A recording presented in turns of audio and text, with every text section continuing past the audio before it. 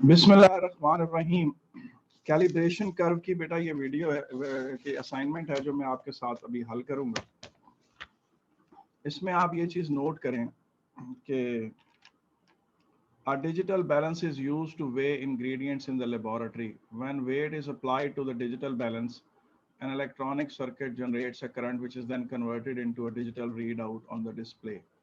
The electronic circuit gives a current of 2 milliampere when a weight of 30 Newton is applied, and a current of 0.5 milliampere when the weight of 5 Newton is applied. यानी 2 milliampere का वो current generate करता है जब 30 Newton उस पर apply होते हैं, और 0.5 मिली एम्पियर का देता है जब उस पर 5 न्यूटन अप्लाई होता है।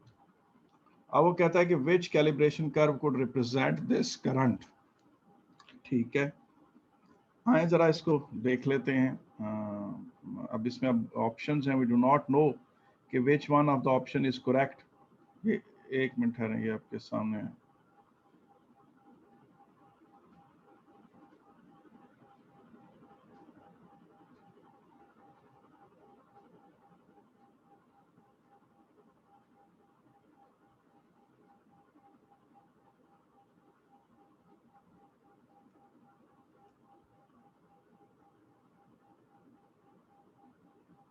अब इसमें देखें कि ये कंडीशन कौन पूरी कर सकता है। अच्छा, पहले ये तो देखेंगे वाई एक्सिस पर प्लॉटेड क्या है, उसको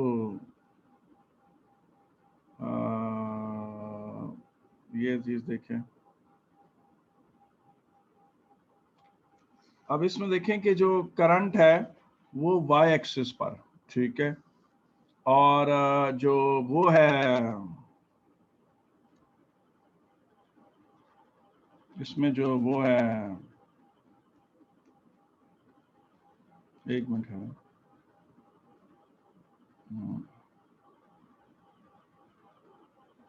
कि जो करंट है वो वाई एक्सिस पर है, और जो वेट है वो क्या कहते हैं उस पर है, एक्स एक्सिस पर है।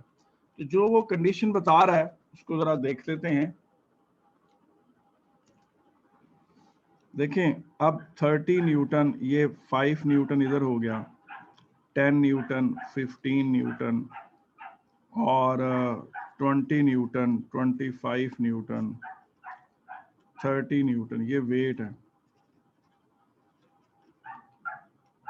और ये देखें 1 एम्पियर, ये 2 मिली एम्पियर, ये 1 मिली एम्पियर, ये हाफ पे 0.5 मिली एम्पियर। अब उन्होंने कहा है कि 0.5 मिली एम्पियर जब 5 न्यूटन, इस डॉट की कोई हैसियत नहीं, तो 5 न्यूटन पर ये पॉइंट आ गया, और 30 पर ये वाला पॉइंट आ गया। अब इन दो डॉट्स को अगर हम मिलाएं तो कुछ ना ऐसी सूरत हाल बनती दिखाई दे रही है। आप देखें ये कंडीशन कौन फुलफिल कर रहा है, ये कंडीशन जो है वो कौन फुलफिल कर रहा है, कौन सा ग्राफ फुलफिल कर रहा है। तो आप देखें कि ये कंडीशन जो है वो ऑप्शन ए फुलफिल कर रही, ऑप्शन ए इसके नजदीक तरीन है। इसका मतलब है कि option A is the right answer, ठीक है कि नहीं। और अगर हम इसको थोड़ा सा डिटेल में डिस्कस करें क्वेश्चन 1 को, अभी हम क्वेश्चन 1 की जान नहीं छोड़ रहे, हम क्वेश्चन 1 को ही डिस्कस करेंगे। मैं क्वेश्चन 1 में जो डिफरेंट ऑप्शंस हैं ना उनको जरा 1 बाय 1 आपके सामने लाना चाहता हूँ। ये देखें 30 और 2 मिली एम्पियर, और ऑप्शन जो बी है दैट्स वेरी इंपॉर्टेंट, इसे डिस्कस करते हैं अभी। ये 2 है और यहाँ 30 है, और ऑप्शन सी जो है उसको भी देख लेते हैं, 30 और 2, और ऑप्शन डी को भी देख लेते हैं, ये आपके सामने है, 2 से शुरू होकर 30 पे ये क्लोज हो रही है। ठीक है, आए जरा हम इसको, जी बिल्कुल, आए वापस आ जाएं, हम अपने उस पे आंसर शीट पे आ जाएं जी। अच्छा ये देखें, ये वाला जो था जिसमें ये करंट, ये ऑप्शन ए। अब आप देखें इसमें जो वेट्स हैं न्यूटन में हैं, आपको पता है कि इसको हम इक्वली डिवाइड करते हैं, 5, 10, 15, 20, 25। थोड़ा सा मेरे से गलती हो सकती है, लेकिन इंशाल्लाह आपको आइडिया हो जाएगा कि मैं कहना क्या चाह रहा हूँ। ये अब 5 एम्पियर पे हमें, 5 न्यूटन पे हमें पता है 0.5 मिली एम्पियर, 10 पर यहाँ होगी, ये रफली तकरीबन 1 बन जाएगा, 15 पे 1.5, 20 पे 1.8, 25 पे 1.9 और 30 पे 2। तो इसका जो स्केल बनेगा, जो इसका स्केल बनेगा ना, इसी के ऊपर थोड़ा सा करके बना देते हैं यूं स्केल, कि जब करंट जो है वो 0 मिली एम्पियर है तो वहां 0 न्यूटन, यहाँ 1 मिली एम्पियर है, यहाँ 2 मिली एम्पियर, यहाँ 1.5 मिली एम्पियर है, यहाँ 0.5। तो उसकी नीडल यहां से यहां तब जाती है जब उसके ऊपर 5, उसके ऊपर क्या जी, 5 न्यूटन को रखा जाता है। ठीक है, और जब 10 न्यूटन को रखा जाता है तो 1 मिली एम्पियर रीड करती है, और जब 15 न्यूटन को रखा जाता है तो 1.5, तो 1.5 मिली एम्पियर जहां आ रहा है उसको बिठा के उसकी जगह 15 न्यूटन रख देते हैं।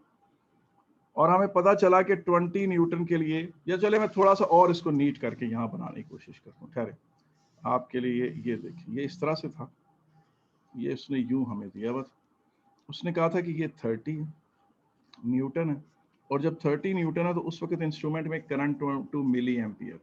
ठीक है, और हमने कहा, और साथ ही उसने कहा जी कि ये आप इसका सेंटर ले लें, यूं ले लें, ये वैल्यूज ले लें इस तरह से, ये 5 न्यूटन हो गया, ये 10 न्यूटन हो गया, ये 15, ये 20, ये 25। ठीक है, और ये 1 मिली एम्पियर हो गया, और इस पे हमने ये 0.5 मिली, ये गिवन था, ये पॉइंट और ये पॉइंट तो क्वेश्चन में उसने हमें दे दिए थे। अच्छा, अब आप ये चीज देखें कि ये आप इसको इस तरह से, बल्कि 10 न्यूटन को थोड़ा ऊपर लेके जाएं तो ये 1.1 मिली एम्पियर पर आ रहा है, ये 1 मिली एम्पियर है, ये 2 है, तो ये रफली 1.1 या 1.2 होगा, लेकिन चले हम 1.1 ले लेते हैं। ये देखें, ये रफली बिल्कुल सेंटर में हिट कर रहा है, तो ये 1.5 मिली एम्पियर होगा। ये 20 है, ये रफली यहाँ कहीं हिट कर रहा है, इसको आप 1.6 ले सकते हैं, और 25 को आप ऑलमोस्ट 1.9 ले सकते हैं। ठीक है, अब ये देखें, ये डिजिटल डिस्प्ले है उस इंस्ट्रूमेंट, डिजिटल डिस्प्ले नहीं, एनालॉग डिस्प्ले है। अब देखें यहां से ये नीडल है, वैसे अगर वो डिजिटल डिस्प्ले हो तो उसको तो आप इस पे स्केलिंग, इस तरह की स्केलिंग उस पे नहीं कर सकते, लेकिन लेट्स सपोज कि वो एनालॉग स्केल है।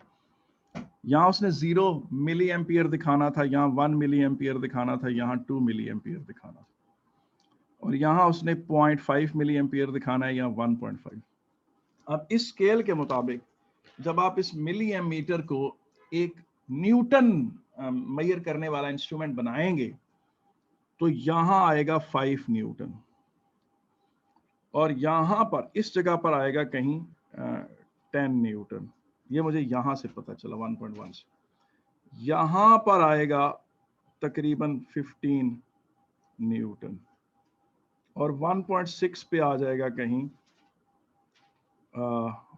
20 न्यूटन, और बिल्कुल इसके साथ यहाँ 1.9 मिली एम्पियर पर आएगा 25, और 2 पे तो 30 आएगा। तो ये एक नॉन लीनियर स्केल जो सेंसिटिव है लोअर वैल्यूज ऑफ फोर्स पे, और 15 से लेकर 30 न्यूटन तक के लिए लेस सेंसिटिव है। तो ये है सूरत हाल पहले ग्राफ की। अब आए जरा ये दूसरा ग्राफ देखें, ये वाला जो उसने हमें बताया है, इसकी कैलिब्रेशन कैसी होगी। ये कुछ इस तरह का बना हुआ है, ये देखिए, ये 30 न्यूटन है, और ये जो ग्राफ है ये उस कंडीशंस को फुलफिल नहीं कर रहा, ये 2 मिली एम्पियर शो कर रहा है जब 0 न्यूटन है, और फिर ये ऐसे होकर यूं हो जाता है। ठीक है कि नहीं, आप खुद देख लें इस तरह से। ठीक है, और अगर आप ओरिजिनल्स में देखना चाहें तो ये ओरिजिनल में भी आप देख सकते हैं। ये देखें ओरिजिनल जो क्वेश्चन है, और आपको पता है कि हम जरा ज्यादा उसको डिस्कस कर रहे हैं डिटेल से। ये वाला ग्राफ है, ये जो बी ऑप्शन। आए वापस चलते हैं, इसको डिस्कस करते हैं कि अगर ये हो तो हमारा स्केल कैसा बनेगा। ये ठीक है, ये इस तरह से। अभी देखें, ये 15 न्यूटन हो गया, ये 20 न्यूटन और ये 25, ये 10 और ये 5, ठीक है ना, ये 1 मिली एम्पियर, ठीक है कि नहीं। अब इसमें देखें कि ये यहाँ पर तकरीबन 1.1 मिली एम्पियर है, तो इसका मतलब है इससे रिलेटेड 1.1 मिली एम्पियर आ गया। 10 न्यूटन ऑलमोस्ट यहाँ आ रहा है, तकरीबन 0.9 मिली एम्पियर कह लें आप इसको, तो ये 0.9 मिली एम्पियर होगा। ये ऑलमोस्ट 0.8, ये उसके साथ ही आ रहा है 0.7 मिली एम्पियर, और ये भी उसके साथ है 0.6 मिली एम्पियर, और 30 भी ऑलमोस्ट उसके साथ ही जा रहा है, कह लें 0.58 milliampere, just to differentiate. अब वो जो इंस्ट्रूमेंट है, ये अगर उसका एनालॉग स्केल है और यहाँ पर वो 20 milliampere 2 milliampere show करता है, और साइड पे यहाँ 1 मिली एम्पियर शो करता है, और यहाँ 0, तो आप देखें कि 2 मिली एम्पियर वो 0 न्यूटन पे शो कर रहा है। इसका मतलब है यहाँ 0 न्यूटन आएगा, रिवर्स भी उसका बिहेवियर है। और 5 न्यूटन वो शो कर रहा है 1.1 मिली एम्पियर, जहाँ 1.1 मिली एम्पियर आता है, आपको तो 1.1 यहाँ कहीं आएगा, ये 1.2 आएगा, या 1.3 या 1.4 या 1.5, 1.6, 1.7, 1.8, 1.9, तो और यहाँ पर आ जाएगा 0.5 मिली एम्पियर, 0.6, 0.7, 0.8, 0.9 यूं। तो 1.1 मिली एम्पियर पे शो कर रहा है 5 न्यूटन को, वो यहाँ आ जाएगा 5 न्यूटन। और 10 के लिए हमने कहा था कि ये यहाँ पर आ गया 0.9 मिली एम्पियर, जहाँ 0.9 मिली एम्पियर है वहाँ 10 न्यूटन। और फिर हमने कहा था 15 न्यूटन के लिए 0.8 मिली एम्पियर, तो वो यहाँ आ जाएगा 15 न्यूटन। और फिर 20 न्यूटन के लिए 0.7 यहाँ, और फिर 6 के लिए 25 न्यूटन, और फिर 0.58 न्यूटन के लिए 30 न्यूटन। तो इस तरह का कैलिब्रेशन कर्व बनेगा, इस तरह का होगा। ये भी नॉन लीनियर है और उल्टा चल रहा है, यानी जब करंट मैक्सिमम है उस वक्त वेट 0 है। ये किसी भी किस्म के बिहेवियर में ऐसा हो सकता है। वापस चलते हैं जनाब, हम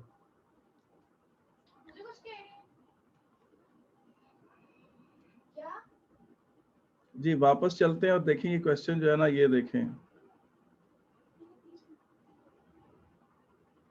ये देखिए क्वेश्चन नंबर 2 देखें बेटा। An ammeter is calibrated so that it shows a full scale deflection when it measures a current of 2 ampere. Okay. अच्छा जी, वो कहता है कि जब 2 एम्पियर होता है तो इसकी फुल स्केल डिफ्लेक्शन जो है वो 2 एम्पियर की होती है। The diagram shows a display of ammeter when it is measuring current, ठीक है कि नहीं। Which current is the ammeter measuring. अच्छा जी, ये आपके सामने इस तरह से आ गया, तो 0, 2, 4, 6, 8, 10, 5, 4, 3, 2, 1, 0। अब ये चीज देखें कि उसके बाद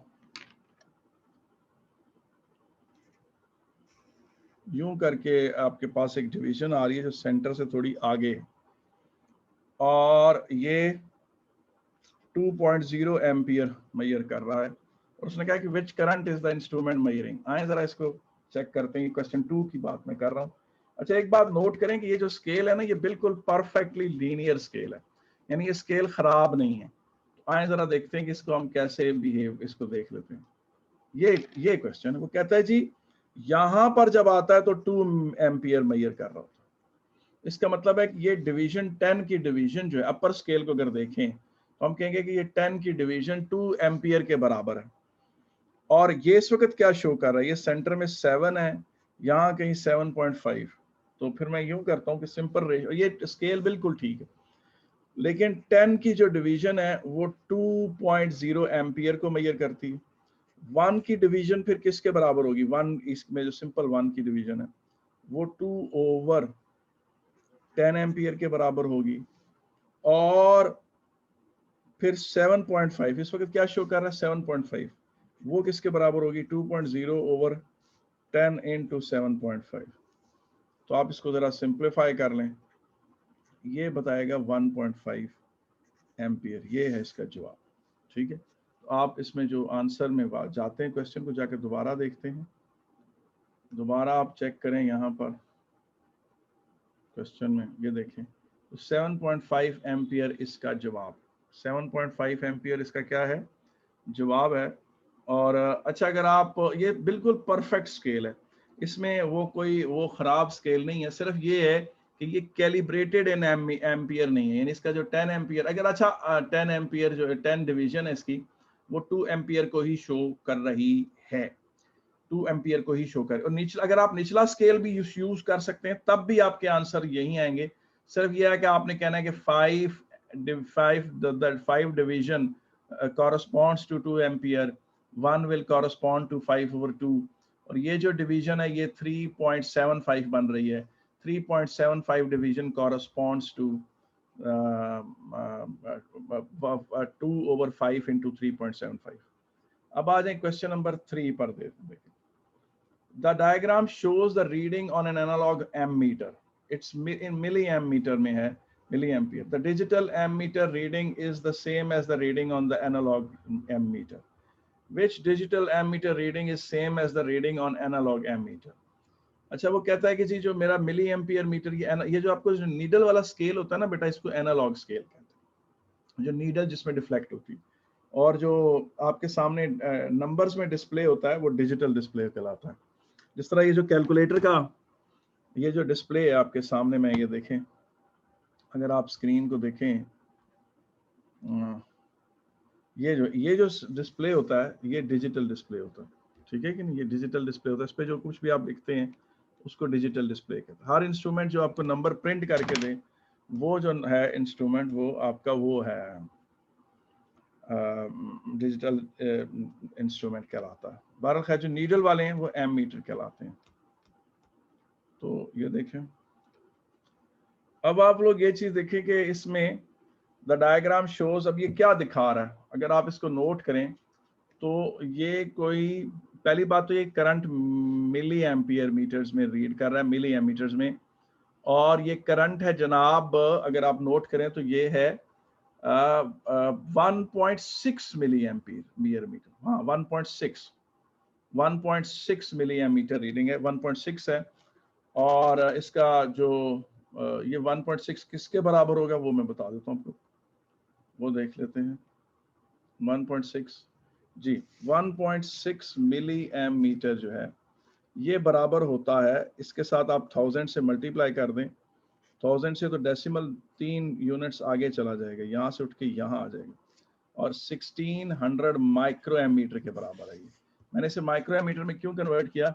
क्योंकि 7 वाले कॉलम में जो उसने माइक्रो एमीटर की डिजिटल डिस्प्ले दी थी, माइक्रो एमीटर में दी थी, माइक्रो एम्पियर्स में दी हुई थी।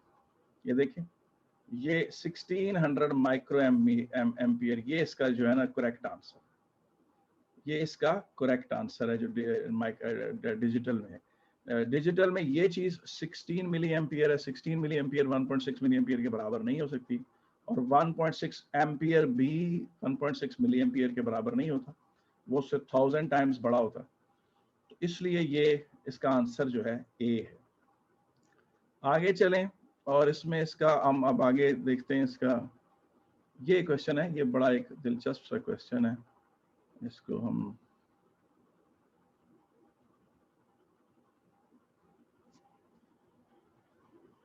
जी बिल्कुल, ये आपके सामने आ गया।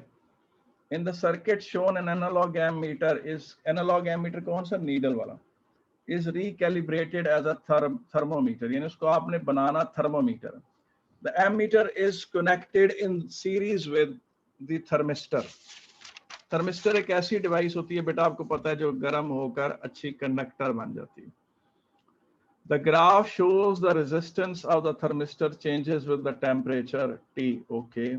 Which diagram could represent the temperature scale on the ammeter?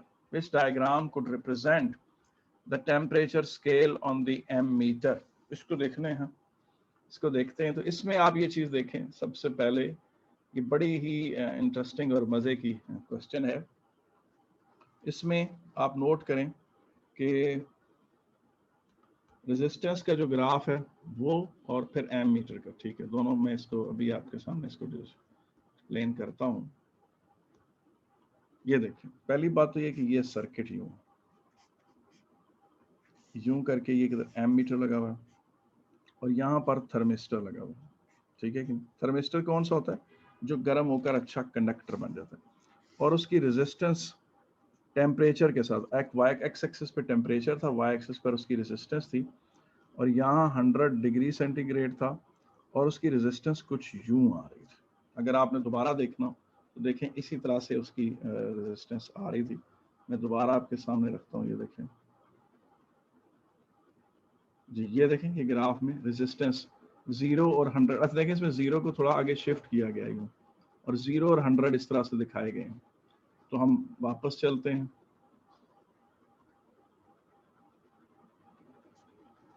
यहाँ पर 0 दिखाया गया, ठीक है। अब ये नोट कर लें कि ये इस तरह से टेम्परेचर। अब अगर आप देखें तो हम सिर्फ बहुत ज़्यादा वर्किंग नहीं करेंगे, हम सिर्फ इसके ना बिल्कुल 50 डिग्री सेंटीग्रेड कर लेते हैं और ये यूं कर लेते हैं ऐसे। अब मेरे पास इतना वक्त नहीं है कि मैं बहुत डिटेल्ड कैलकुलेशन करूं, लेकिन let us suppose for a while हम थोड़ी सी रफ वर्किंग कर लेते हैं कि इसको अगर हम 100 कहें, 100 ओम कहें, इसको हम क्या कहें, 100 ओम कहें, तो 50 डिग्री सेंटीग्रेड पर ये 40 ओम बन रहा है, और 100 पर आकर लेट से ये 30 ओम बन गया। ऐसे मैंने एक रफ सी वैल्यू ली, और हम यहाँ पर वोल्टेज ले लेते हैं 100 volts, just for our simplification. तो जब टेम्परेचर 0 डिग्री सेंटीग्रेड, जब टेम्परेचर 0 डिग्री सेंटीग्रेड है, उस वक्त रेजिस्टेंस 100 ओम है, तो करंट किसके बराबर होगा? Voltage over resistance, V over R। Ohm's law नहीं पढ़ा हुआ, I is equal to V over R आपने पढ़ा हुआ, तो ये 1 एम्पियर आ गया, ठीक है। जब टेम्परेचर 50 डिग्री सेंटीग्रेड है तो करंट किसके बराबर होगा? वो होगा 100 ओवर 40 ओम, 100 ओवर 40 ओम यानी 2.5 एम्पियर, ठीक है। और फिर जब रेजिस्टेंस टेम्परेचर 100 डिग्री सेंटीग्रेड है तो रेजिस्टेंस कितनी है? 30 ओम। तो जब 100 डिग्री सेंटीग्रेड है तो करंट किसके बराबर होगा? वोल्टेज ओवर 30 ओम करेंगे तो ये आएगा 3.33 एम्पियर। अब आप एनालॉग स्केल पर आ जाएं यूं करके, ये जनाब 0 एम्पियर मीटर ले लें, यहाँ पर आप ले लें 2 एम्पियर ले लें, यहाँ पर आप ले लें 4 एम्पियर, ठीक है कि नहीं? तो ये जो स्केल हमारा सामने नजर आ रहा है, ये आपको बता रहा है कि 1 एम्पियर पे टेम्परेचर क्या है? 0 डिग्री सेंटीग्रेड। तो यहाँ आपने शो करना है 0 डिग्री सेंटीग्रेड, ठीक है। और 52 पॉइंट, ये आ गया जनाब आपका 3 एम्पियर, और ये आ गया 2.5 एम्पियर। ये आपका 3 एम्पियर है और ये क्या है? 2.5 एम्पियर।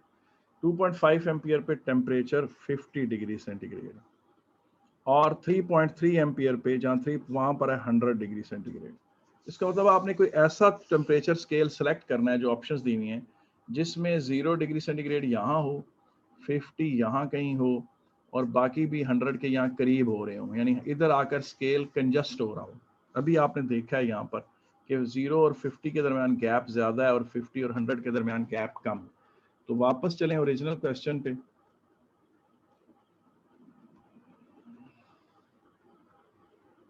ये देखिए कौन सा स्केल ऐसा है जो हमारी कंडीशन को फुलफिल कर रहा है? गालिबन ये वाला, जिसमें, जी बिल्कुल, देखिए जिसमें यहाँ 0 है और यहाँ पर 100 के करीब जो है वो सारी रीडिंग्स कंजस्ट हो रही हैं, एक दूसरे के करीब आ रही हैं। मैंने तो ज़ाहिर है मेरा 50 यहाँ इसलिए आ रहा था कि मैंने सपोज्ड रीडिंग्स ली थी, लेकिन जो मेरी कैलकुलेशन थी या मेरे एनालिसिस है उससे सबसे ज़्यादा करीब तरीन ग्राफ ऑप्शन ए का बनता है, तो मैं ऑप्शन ए को टिक करूँगा। तो इस तरह मैंने आप एक इलेक्ट्रिकल थर्मोमीटर बना लिया और उसको, हालांकि वो इंस्ट्रूमेंट एक एम मीटर है, लेकिन मैं उसको किस में कन्वर्ट कर रहा हूँ। तो ये यूं जनाब आपके पास ऐसे हो गया। अब आगे चीज देखें, कैलिब्रेशन कर्व नंबर, ये क्वेश्चन नंबर 5 की तरफ देखें। ये है जी, a calibration graph is produced for a faulty ammeter, यानी एक फॉल्टी एम मीटर है, उसको आपने एक एक्यूरेट एम मीटर के साथ उसका कंपैरिजन किया। अच्छा जी, कहाँ जाकर वो कहता है कि वो बिल्कुल ट्रू करंट को रिप्रेजेंट करता है। तो ट्रू करंट को रिप्रेजेंट करने के लिए, यानी ट्रू करंट के वो बराबर वो बन गया। तो ये देखें,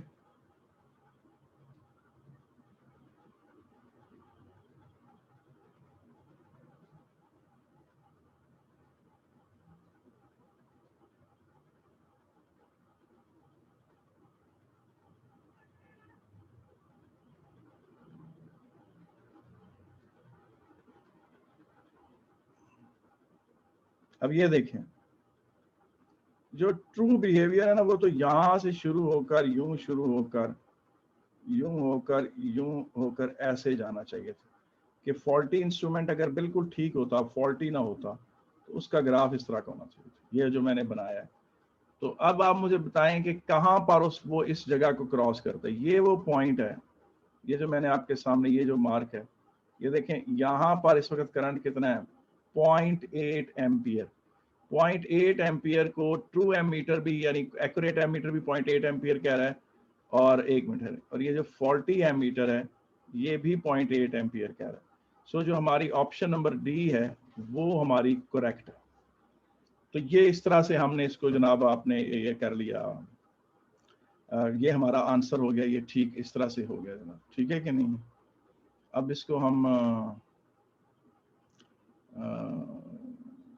वो कर लेते हैं, ये सारा डिलीट कर लेते हैं जी। तो हमारा ऑप्शन नंबर डी आपका हमारा आंसर। हम आगे चलते हैं, और आगे जो है वो हम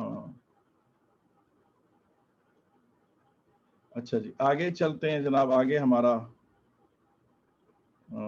अगले क्वेश्चन पे जाते हैं हम लोग।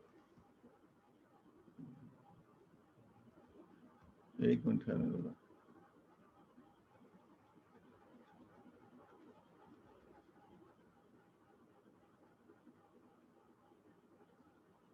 जी। ये अगला क्वेश्चन आपका हमारा पास आ गया, ये क्वेश्चन नंबर 6 पर आ गया। A voltmeter gives readings that are larger than true values and has a systematic error that varies with the voltage, ठीक है।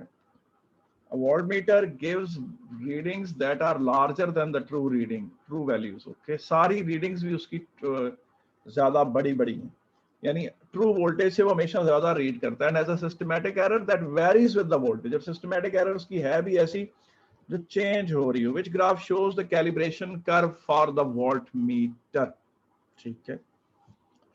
अब आप ये चीज देखें कि इसमें से कौन सी ऑप्शन होगी जो इस कंडीशन को फुलफिल करती है जो उन्होंने कही, ठीक है कि नहीं।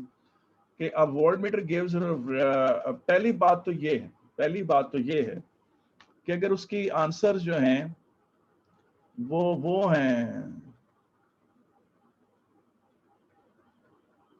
पहली बात तो ये है कि अगर वो उसके आंसर जो हैं वो हैं ट्रू वोल्टेज से सारी ज्यादा है, तो पहली बात तो ये है कि वो इस जो ये जो ग्राफ है ना जो मैं बना रहा हूँ, इससे हमेशा राइट साइड पर हो। ये जो मेरे बनाए हुए ग्राफ से वो राइट साइड पर हो, उसकी वजह से ये जो ऑप्शन नंबर सी है ये तो कैंसिल होगी सारी की सारी, ये तो हो नहीं सकती। क्यों?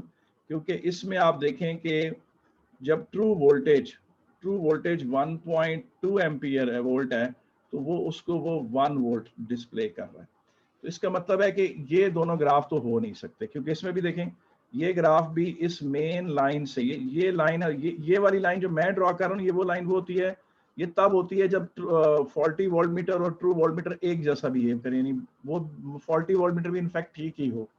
तो इस तरफ होना, उस ग्राफ के ऊपर होने का मतलब ये है कि जब ट्रू वोल्टेज 1.2 वोल्ट है तो उसको वो 1.1 वोल्ट रीड कर रहा है।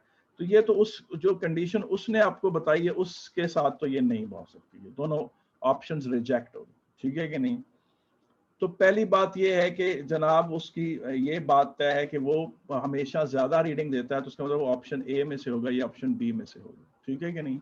लेकिन ऑप्शन इसमें ये है कि ये लाइन परफेक्टली इस लाइन के, जो मैं ये ड्रॉ कर रहा हूँ, इस लाइन के बिल्कुल पैरेलल चल रहा है। इसके अंदर जो सिस्टमैटिक एरर है वो कांस्टेंट, इसमें ये दे तो हर वोल्टेज जरा ज्यादा रीड कर रहा है, लेकिन इसमें सिस्टमैटिक एरर कांस्टेंट है। इसमें वो एरर बढ़ती चली जा रही है। यहाँ देखें, यहाँ पर वो इतनी थी, ये छोटा सा गैप था, मेरे से सही बन नहीं रहा, यहाँ पर वो गैप बढ़ गया है और यहाँ पर जाकर वो गैप और बढ़ गया। इसका मतलब है इसके अंदर जो एरर प्रेजेंट है, जो ट्रू वोल्टेज से ज्यादा वोल्टेज ज्यादा बताती है, वो भी चेंज हो रही। यानी इसने 1 वोल्ट को 1 पॉइंट थोड़ा सा ज्यादा बताया, 2 वोल्ट को जरा और ज्यादा करके बताया, और 3 वोल्ट को तो ऑलमोस्ट 4 वोल्ट बना के बता दिया। तो ऑप्शन ए हमारी जो है वो करेक्ट होगी, ठीक है कि नहीं। तो ये था मामला सारा। ये सारी चीजें हम इसमें से डिलीट करते हैं क्योंकि ये अगली स्क्रीन पर फिर आ जाती है, और यहाँ से फिर हम एग्जिट करते हैं, ठीक है। अब हम अगले जो क्वेश्चन पे चलते हैं। इसके साथ ही जो हमारी कैलिब्रेशन कर्व की असाइनमेंट है वो कंप्लीट होती है। ये वो असाइनमेंट है जो मैंने आपको दी थी, आप इसको डिस्कस करें, देखें। मैं आपको कैलिब्रेशन कर्व की और असाइनमेंट्स भी बना कर दूंगा। ये वो थी जो सिर्फ लेटेस्ट पेपर्स तक थी, 2016 से लेकर 2019-20 तक थी। मैं इससे पुराने की आपको एक अलहदा बना दूंगा। यहाँ पर हमारा डिस्कशन जो है वो it comes to an end, और हम अपनी इस क्लास को यहाँ ख़त्म करते हैं।